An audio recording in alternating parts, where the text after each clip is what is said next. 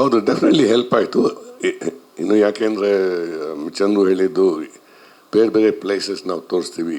ಈ ಜಾಗಗಳು here actually told me, San Francisco ಹೋಗ್ತೀವಿ, ಲಾಸ್ ವೇಗಸ್ ಹೋಗ್ತೀವಿ, ಆ ಥರ ಎಲ್ಲ. And so B G Ms ಅಂದರೆ ಇನ್ನು ಮ್ಯೂಸಿಕ್ ಪೋರ್ಷನ್ಸ್ ಬರುತ್ತಲ್ಲ, ಅಲ್ಲಿ I used tunes that are representative of that area. San Francisco ಇರ್ಬೋದು, ಲಾಸ್ ವೇಗಸ್ ಇರ್ಬೋದು, ಈ ಥರ. ಸೊ ಅದು ಡೆಫಿನೆಟ್ಲಿ ಹೆಲ್ಪ್ ಆಯಿತು. ಆ್ಯಂಡ್ ಅಮೇರಿಕಾದು ದಟ್ ವಾಸ್ ಈಸಿ.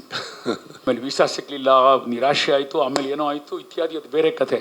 ಕಡೆಗೆಲ್ಲ ಫಲಿಸ್ತು, ಅದು ಬಹಳ ಮುಖ್ಯ.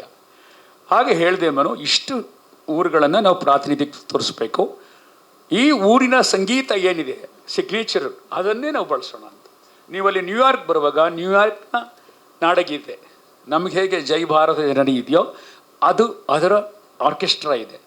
When you watching San Francisco ಅದಕ್ಕೆ ಸಂಬಂಧಪಟ್ಟದ್ದಿದೆ, ಲಾಸ್ ವೆಗಾಸ್ಗೆ ಒಂದಿದೆ, ಲಾಸ್ ಏಂಜಲ್ಸ್ಗೆ ಒಂದಿದೆ. ಅದನ್ನೆಲ್ಲ ತುಂಬ ಅಥೆಂಟಿಕ್ಕಾಗಿ ಮನೋಮೂರ್ತಿಯವರು ಕಂಪೋಸ್ ಮಾಡಿದರು. ನಾನು ಇದನ್ನು ಯಾಕೆ ಈ ಸಂದರ್ಭದಲ್ಲಿ ಹೇಳ್ತೀನಿ ಅಂದರೆ, ಇಲ್ಲಿ ಮಾಧ್ಯಮದ ಎಚ್ಚೆತ್ತ ಬುದ್ಧಿವಂತ ಪ್ರಬುದ್ಧ ಗೆಳೆಯರಿದ್ದೀರಿ. ಇದು ಯಾಕೆ ಗೊತ್ತಾಗಬೇಕು ಅಂದರೆ, ಸುಮ್ಮನೆ ಜನಸಾಮಾನ್ಯರು ಒಂದು ಹಾಡನ್ನು ನೋಡ್ಕೊಂಡು ಹೋಗೋದು ಬೇರೆ, ಅದನ್ನು ವಿಶ್ಲೇಷಣೆ ಮಾಡಿ ಅದರ ಹಿಂದೆ ಏನು ಕೆಲಸ ಮಾಡಿದ್ದಾರೆ ಕಲಾಕಾರರು ಅಥವಾ ಸಂಗೀತ ನಿರ್ದೇಶಕರು ಅಂತ ಯೋಚನೆ ಮಾಡೋದು, ಅದರ ಕ್ರೆಡಿಟ್ ಅವ್ರಿಗೆ ಸಲ್ಲಬೇಕು.